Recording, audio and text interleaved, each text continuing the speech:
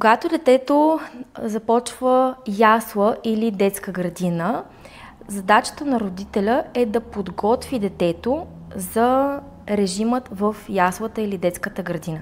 Тази подготовка включва подготовка за режима на сън, подготовка за режима на хранене и подготовка за това как заспива детето и дали то може да заспива в свое собствено легло. За да бъде по-лесна адаптацията на детето в детската градина, е важно родителите да подготвят навиците за сън на детето да бъдат такива, каквито са в детската градина на повечето деца. А именно, режимът за сън трябва да се приближава максимално до режимът за сън в ясла и детска градина. А именно, детето да става сутрин рано, около 7 часа, да заспива на обяд не по-рано от 12 часа, най-късно в 1, да се събужда до 3 след обяд и съответно вечер да си ляга рано в диапазон между 8 и 9 часа.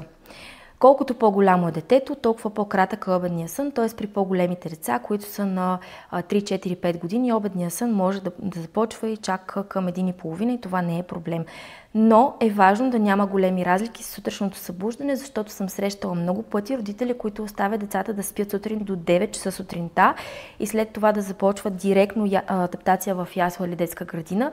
И разбира се, тогава адаптацията е много трудна, защото децата не могат да станат сутрин за градина, на обяд не могат да заспиват с другите деца и това нарушава ритъма на самото дете и прави адаптацията му много по-трудна. Също е много важно едно дете, което ще започва ясла или детска градина, да може да заспива в собственото си легло. Когато децата тръгват на ясла и на градина, там учителите нямат възможност да приспиват всяко едно дете по-отделно, на ръце или гушнато, или с мляко. Затова е важно родителите да направят тази подготовка вкъщи. Тоест, ако детето ви в момента заспива с мляко, с кърмене, на ръце, гушнато или лежите до него, следва да преминете плавно към това детето да бъде приучено да заспива в собственото си легло, за да може за него сънят в детската градина да бъде много по-лесен и разбира се, то да се адаптира бързо и лесно, защото най-големите тревоги на родителите, свързани с адаптацията, са именно за това ще заспи ли детето на обяд.